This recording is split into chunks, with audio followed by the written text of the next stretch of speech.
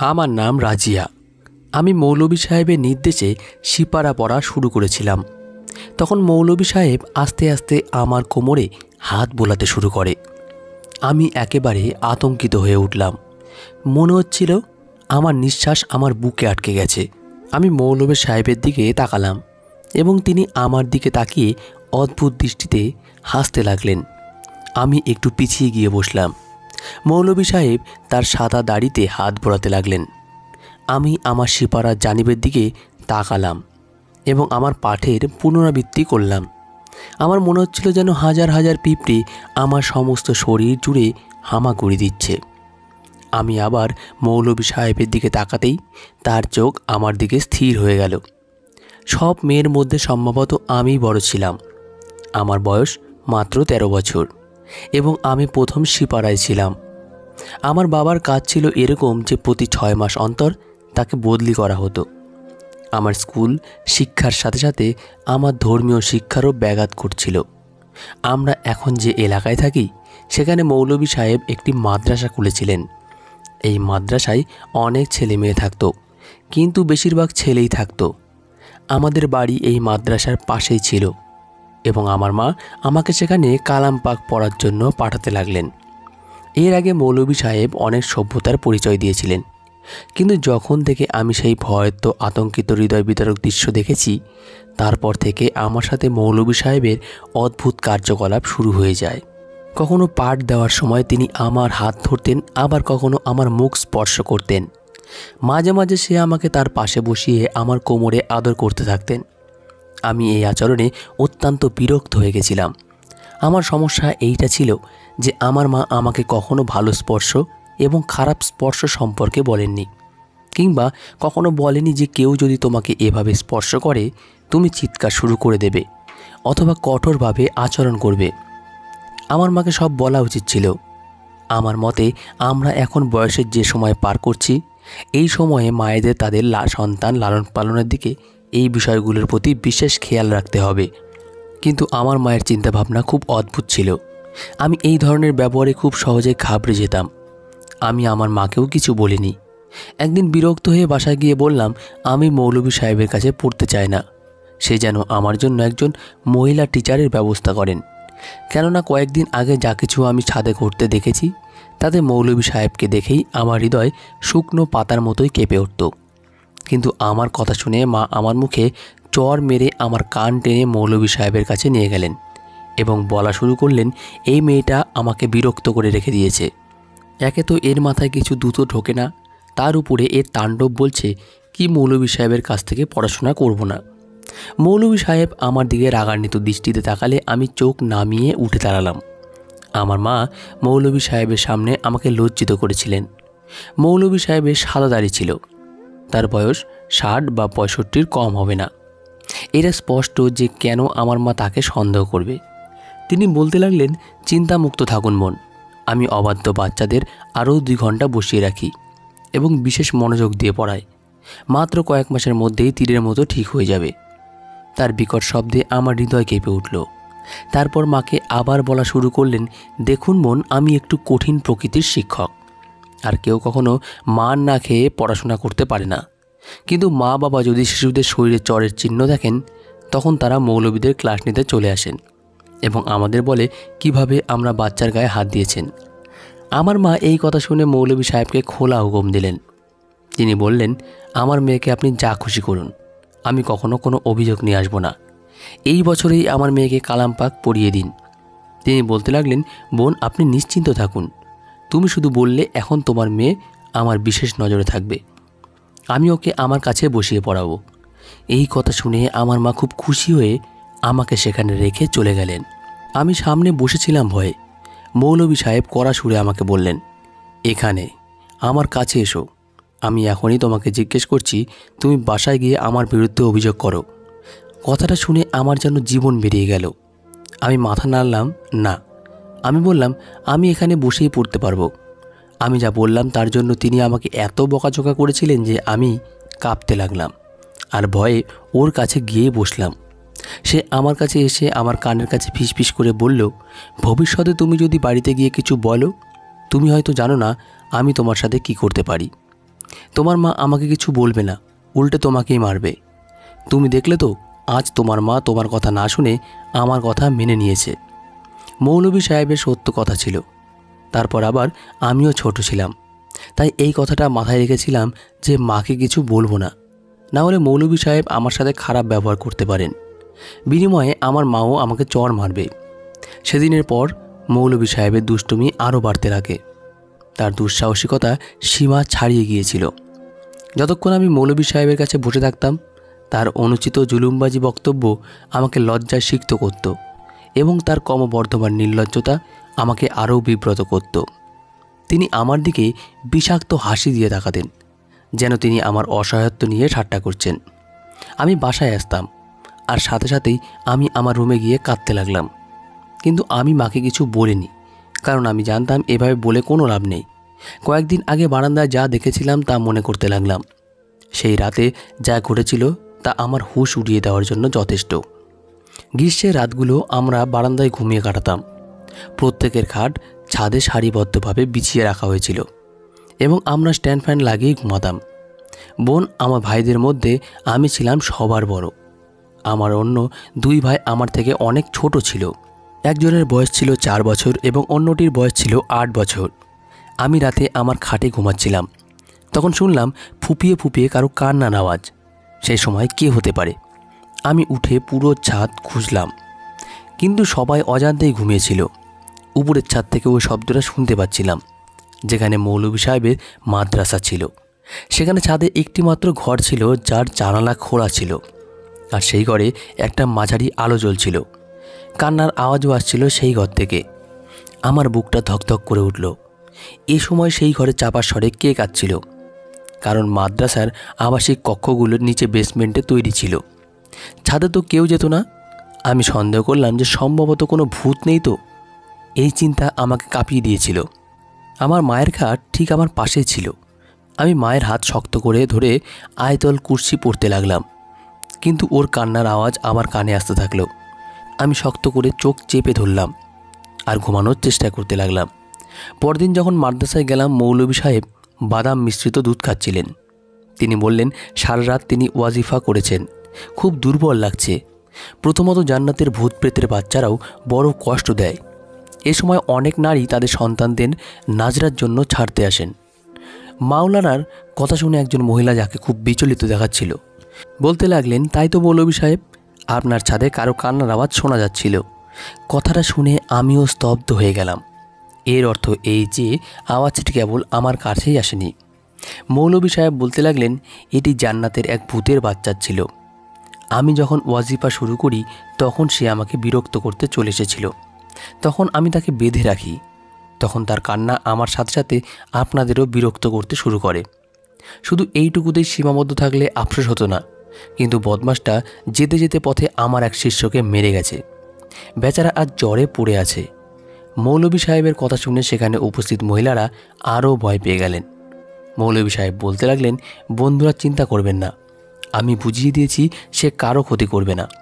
তবে কেউ যদি রাতে কান্নাকাটি বা ফোপানোর আওয়াজ শুনতে পায় বা সাহায্যের জন্য ডাকে, তবে সেদিকে মনোযোগ দিও না। অন্যথায় আমার শিষ্যের সাথে যা ঘটেছে আপনাদের সাথেও একই ঘটনা ঘটবে, কারণ সেও কান্নার আওয়াজ শুনে ঘর ঢুকছিল। এ কথা শুনে মহিলারা সবাই ভয় পেয়ে গেল। আমিও ভয় পেয়েছিলাম, কারণ আমি কান্নার শব্দ শুনছিলাম। ওই মহিলা বেরিয়ে গেলেন। রাতে আবার সেই কান্নার আওয়াজ শুনতে লাগলাম। এবার আর চোখ খোলার সাহস পেলাম না। আমি চারকুল পরে নিয়ে শুয়ে ঘুমানোর চেষ্টা করছিলাম, কিন্তু আমার চোখ যা দেখলো তা দেখে আমি হতবাক হয়ে গেলাম। আমি কিছুটা ভয় পেয়ে গেলাম। পরের দিন যখন মাদ্রাসায় গেলাম পড়াশোনার সময়, আমি সেই মেয়েটাকে দেখলাম। তার মুখ সম্পূর্ণ ফ্যাকাশে হয়ে গেছে। আমি তাকে দেখে স্তব্ধ হয়ে গেলাম। মৌলভী সাহেব এই মেয়েটার দিকে অবিরাম তাকিয়েছিল। সে ভয় পেয়ে আমার পাশে বসে কালাম পাক মুখস্থ করতে লাগলো। তার কণ্ঠস্বর ছিল যেন সে কাঁদছে। আমি তার বয়সের কারণে তার জন্য দুঃখিত হতে শুরু করেছি। তার বয়স 7 থেকে 8 বছরের বেশি ছিল না, এবং আমি তার সাথে যা করতে দেখেছি তা দেখে আমি জ্ঞান হারিয়ে ফেলেছিলাম। আমি যখন তার মুখের দিকে তাকালাম তখনও তার মুখে আঙ্গুলের ছাপ দেখা যাচ্ছিল। সে সিপারা পড়ছিল আর বারবার চোখ মুছছিল।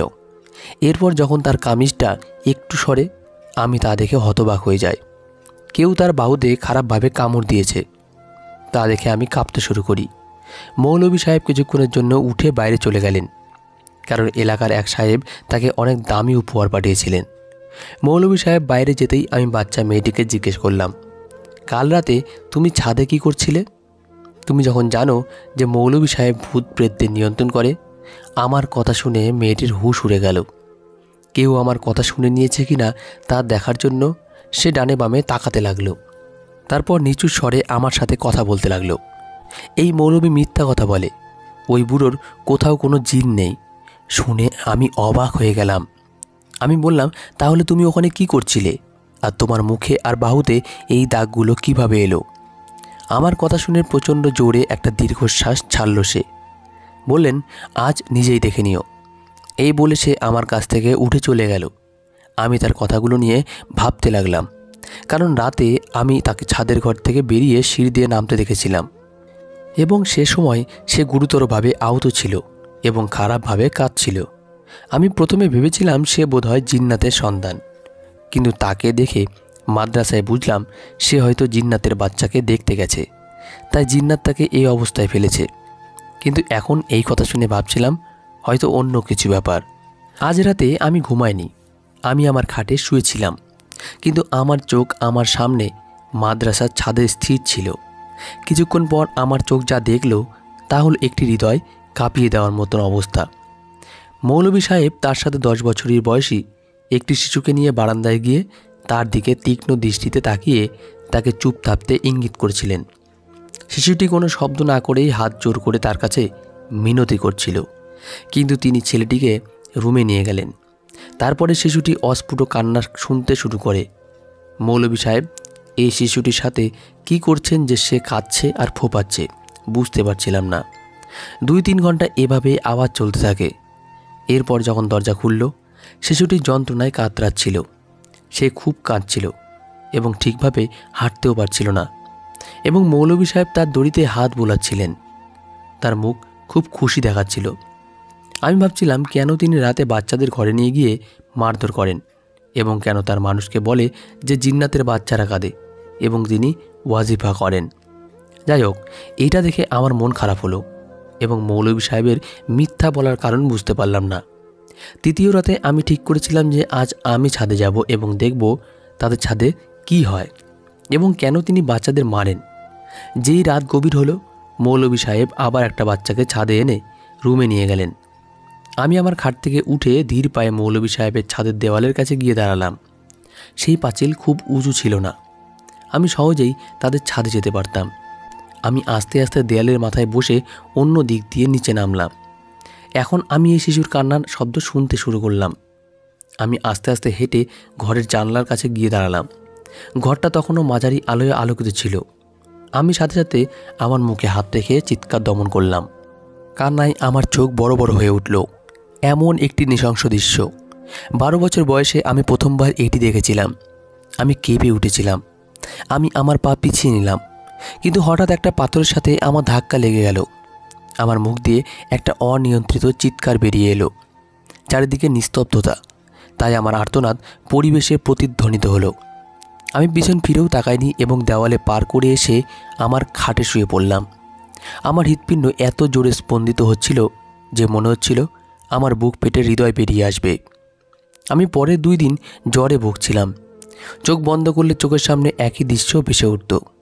উপরের ছাদে শুয়ে থাকা 1 বছরের শিশু, তার 2 হাতই পিঠে বাঁধা ছিল, তার মুখে একটি রুমাল আটকানো ছিল, এবং তার সাথে যে লজ্জাজনক কাজ করা হচ্ছিল তা বর্ণনা করার জন্য আমার কাছে কোনো শব্দই ছিল না। লালসার ক্ষুধার্ত সেই মৌলভীর মুখ আমি দেখতে চাইছিলাম না, কিন্তু আমার মায়ের চোখে তিনি ছিলেন খুবই চরিত্রবান ব্যক্তি। আমার বারবার বারণ করা সত্ত্বেও মা আমাকে ওই মৌলভী সাহেবের কাছে ছেড়ে আসতে লাগলো। এখন তার কাজকর্ম এবং চোখ আমার দিকে অন্যভাবে থাকত। একবার সে ব্যক্তিসীমা অতিক্রম করে ফেলল। সে আমাকে আস্তে আস্তে বলতে লাগলো রুমে গিয়ে পাঠটা পুনরাবৃত্তি করতে। আমি স্পষ্ট প্রত্যাখ্যান করলাম, কারণ আমি তাকে যা করতে দেখেছি। যাই হোক, আমি তাকে ভয় পেয়েছিলাম। আমার প্রত্যাখ্যানে সে খুব রেগে আমার দিকে তাকালো। তারপর সেখানে নাজেরা করতে আসা শিশুদের তিনি জিন্নাতওয়ালা ওয়াজিফা করতে যাচ্ছেন বলে ছুটি দিয়ে দেন এবং তিনি তার মাদ্রাসায় বসবাসকারী সমস্ত ছেলেদের তাদের ঘরে নিয়ে কান বন্ধ করতে বলে দিলেন। এই সব শুনে আমার যেন প্রাণটাই বেরিয়ে গেল। আমিও আমার সিপারা হাতে নিয়ে চলে যাওয়ার জন্য উঠে দাঁড়ালাম, কিন্তু পরের মুহূর্তে সেই বুড়ো মৌলবী খুব ফুর্তিতে দ্রুত উঠে আমার হাতটা শক্ত করে ধরল। এই সময় তার চোখ রাগে লাল হয়ে যায়, আর কিছু অজানা আবেগ সে বলল, আমাকে জ্বালাতন করতে তোর খুব পছন্দ তাই না? তুই চুপচাপ জানলাতে দেখিস আমি কি করছি। কথাটা শুনে আমার যেন প্রাণ বেরিয়ে যাওয়ার মতো অবস্থা হলো। তাহলে কি সেই দিন মৌলবী আমাকে দেখে নিয়েছিল? আমি বললাম, হাত ছাড়ো, আমায় বাসায় যেতে হবে। ততক্ষণে সব কিছু চলে গেছে। সেখানে থাকা ছেলেরাও ভয়ে উপরে চলে যায়। এই বুড়ো মৌলবী আমার মুখে হাত রেখে আমার কণ্ঠ চাপা দেওয়ার চেষ্টা করল। তারপর আমাকে নিচতলায় নিয়ে গেলেন, যেখানে একটা খাট রাখা ছিল। তিনি আমাকে খাটের উপর শক্ত করে ছুঁড়ে দিয়ে দরজা বন্ধ করে দিলেন। আমি তাড়াতাড়ি উঠে দাঁড়ালাম। তার বয়স 65 বছর, কিন্তু বলতে গেলে তার অনেক শক্তি ছিল। হয়তোবা আমি ছোট ছিলাম। আমি চাইলেও তার হাত থেকে নিজেকে রক্ষা করতে পারিনি। আমার মাথায় বাঁধা হিজাবটি নিষ্ঠুরভাবে খুলে ফেলেছে। আমি চিৎকার করতে শুরু করলে সে আমার মুখে খুব জোরে চড় মারতে থাকে। তারপর কাঁধে রাখা রুমালটা খুলে আমার পিঠে হাত বাঁধতে লাগে। আমি একটানা চিৎকার করছিলাম, কিন্তু আমার ডাক শোনার কেউ ছিল না। দিনের বেলাতেও আমার চিৎকার শুনে কেউ আমাকে সাহায্য করতেও আসেনি। বোধহয় সবার মনে হয়েছে মৌলবী সাহেব আমার জিন্নাতকে ধরে রেখেছেন। এই ব্যক্তি আমার মুখে একটি রুমাল গুঁজে দেন। আমার চোখ থেকে অশ্রু ঝরতে লাগলো। আমি 65 বছরের এক মৌলবীর লালসার শিকার হয়েছিলাম। মৃত্যুর আগে মরে যাওয়া কাকে বলে তা এই মুহূর্তে আমার চেয়ে ভালো কেউ জানবে না। আমার মনে হয়েছিল যে আমি এখন বাঁচব না, এবং আমার ইচ্ছা ছিল যে আমি যদি বাঁচতে না পারি তবে আমি সত্যিই মারা যাব। আমি অজ্ঞান অবস্থায় একটি খাটের ওপর শুয়েছিলাম, এবং লোকটি আমাকে হুমকি দিচ্ছিল যে নিজের মুখ খুলবি না। আমি যেন প্রাণহীন হয়ে সেখানে পড়েছিলাম। সেই মানুষটি ঘর ছেড়ে চলে গেছে, আর আমি নিজের প্রতি বিরক্ত বোধ করছিলাম। আমার হাত মুক্ত ছিল, কিন্তু আমার মনে হচ্ছিল আমি এখনও বাঁধা। এমনকি নড়াচড়া করার মতো শক্তিও আমার ছিল না। আমার চোখ দিয়ে অশ্রু গড়িয়ে পড়ছিল। আমি ঠিক সেখানেই অজ্ঞান হয়ে গেলাম। আমি যখন জ্ঞানে ফিরলাম তখন আমার মা আমার পাশে বসে কাঁদছিলেন, এবং সেই রাক্ষস বুড়ো সেখানে দাঁড়িয়েছিল। বললেন, তোমার মেয়ের খেয়াল রেখো। রাতে ছাদ থেকে লাফ দিয়ে জিনদের হত্যা করতে দেখলে এইটাই হবে। আমি সত্যিই চেয়েছিলাম যে তার ক্ষতি না হোক, কিন্তু তারাও আমাকে ধাক্কা দিয়ে অজ্ঞান করে দেয়। যখন আমার জ্ঞান ফিরল তখন জিনের সাথে সব কিছু করে চলে গেছে। আমার মনে হচ্ছিল এই মানুষটার মুখ ছিঁড়ে ফেলি। আমার মা আমাকে সাহারা দিয়ে বাড়িতে নিয়ে গেলেন। আমার বাবা বদলি হয়ে গেলেন। আমরা অন্য শহরে চলে গেলাম। আমি একেবারে বাকরুদ্ধ হয়ে গিয়েছিলাম। মা আমার সাথে কথা বললেও আমি সাড়া দিতাম না। কিন্তু 1 মাস পর আমার স্বাস্থ্যের অবনতি হতে থাকে। মা আমাকে ডাক্তারের কাছে নিয়ে গেলে জানা গেল আমি প্রেগনেন্ট। আমার মা জোরে জোরে মাথা চাপড়িয়ে চাপড়িয়ে কাঁদতে লাগলো। তিনি বলল, এই সব কীভাবে হলো? আমি ঘৃণার চোখে মায়ের দিকে তাকালাম। আমি বললাম, আমার উপর তোমার কোনো ভরসা ছিল না মা, এই নোংরা মৌলবীর উপর ছিল। তুমি তার কথাকে সত্য আর আমার কথাকে মিথ্যা মনে করতে। সেদিন জিন্নাত নয়, সেই বৃদ্ধই আমাকে তার লালসার টার্গেট করেছিল, কিন্তু তুমি কিছুই দেখতে পাওনি। আরে, একজন মা তো তার মেয়ের চোখে পড়তে পারে। মেয়ের কি কষ্ট হচ্ছে জেনে যায়। আপনি এই মৌলবীর কথাকে সত্য বলে মনে করেছেন। আমার মায়ের চোখ তখন খুলল, যখন আমি নষ্ট হয়ে গেছি। যেহেতু আমি ছোট ছিলাম, আমার গর্ভপাত করা অসম্ভব ছিল। আমি মারাও যেতে পারি। আমার মা আমাকে পুরো 9 মাস বাড়ির বাইরে যেতে দেননি। তবে আমি খুব দুর্বল ছিলাম, তাই মৃত সন্তানের জন্ম দিয়েছিলাম। আমার মা তাকে এই শহরে কবর দিয়েছেন। আমরা যে কাঁচা বাড়িতে থাকতাম, আমার মা আমার বাবাকে হওয়া পর্যন্ত লাগতে দেননি। তিনি খুব কমই কাজের কারণে বাইরের বাড়িতে থাকতেন। আমি আবার প্রশিক্ষণের প্রক্রিয়া শুরু করলাম। আমি পুলিশে চাকরি করার ইচ্ছা প্রকাশ করলে আমার মা স্পষ্টতই প্রত্যাখ্যান করেছিলেন, কিন্তু আমিও অনড় ছিলাম যে আমি শুধু পুলিশেই চাকরি করব। আব্বু কিছু বলল না। আমি পুলিশের দায়িত্ব যোগদানের জন্য আমার সর্বস্ব উজাড় করে দিয়েছিলাম, এবং আমার কঠোর পরিশ্রম ও সত্যতা দিয়ে আমি খুব তাড়াতাড়ি আমার সিনিয়রদের চোখে আমার ছাপ ফেলেছিলাম। কিন্তু যখনই কোনো মৌলবীর সাথে কোরআন শিক্ষার নামে বাচ্চাদের সাথে অন্যায় করত, এমন কেস পেতাম, আমি নিজেই তাকে রিমান্ডে নিয়ে যেতাম। তাকে মারার সময় আমার সামনে সেই বৃদ্ধের মুখ ভেসে উঠত। তারপর আমার লাঠি এক মুহূর্তের জন্যও থামত না। একবার এক মাওলানা একটি মেয়েকে শ্লীলতাহানি করে, যার ফলে সে অন্তঃসত্ত্বা হয়ে পড়ে। আমি সেই মৌলবীকে ভালো করে ধুয়ে দিয়েছিলাম। মেয়েটির মা খুব কাঁদছিলেন। আমি তাকে সান্ত্বনা দিতে লাগলাম এবং মেয়েটির দাদা কাঁদতে কাঁদতে সেখানে পৌঁছলে 40 বছর বয়সী লোকটিকে দেখে আমি হতবাক হয়ে যাই। বহু বছর পর তাকে দেখছি। সেই 80 বছরের বৃদ্ধকে দেখে মনে হলো আমার দুঃখ আবার নতুন হয়ে গেল। এই সেই বৃদ্ধ লোক যে আমার সর্বনাশ করেছিল এবং আজ সে তার নিজের নাতনির উপর হওয়া অত্যাচারের জন্য হাত জোর করে আমার কাছে বিচারের জন্য মিনতি করছে। আমি বললাম, আপনি নিশ্চিত যে এই মৌলবী আপনার নাতনির সর্বনাশ করেছেন? হয়তো কোনো জিন্নাতের ভূত তাকে লালসার টার্গেট বানিয়েছে। আমার কথা শুনে সে আমার দিকে তাকাতে লাগলো। আমি বললাম, মাওলানা সাহেব, যা বুনেছ তাই কাটতে হবে। এটা সম্ভব যে যে ব্যক্তি আপনার নাতনিকে নষ্ট করেছে সেও আপনার শিষ্যদের একজন হতে পারে, যাকে আপনি ছাদে নিয়ে যেতেন। আমার কথা শুনে সে নিজের হৃৎপিণ্ড ধরে চেয়ারে বসে পড়ল। আজও সেই ব্যক্তির জন্য আমার চোখে শুধুই ঘৃণা। আপনাদের সকল অভিভাবকদের প্রতি অনুরোধ, আপনারা যখনই আপনাদের সন্তানদের প্রশিক্ষণের জন্য পাঠাবেন, অনুগ্রহ করে তাদেরকে গুড টাচ এবং ব্যাড টাচ সম্পর্কে বলবেন এবং কমেন্টে আপনাদের মতামতটি অবশ্যই জানাবেন। তো বন্ধুরা, আজকের গল্পটি এই পর্যন্তই। গল্পটি ভালো লাগলে অবশ্যই চ্যানেলটি সাবস্ক্রাইব করবেন। ধন্যবাদ সবাইকে। ভালো থাকবেন, পাশে থাকবেন।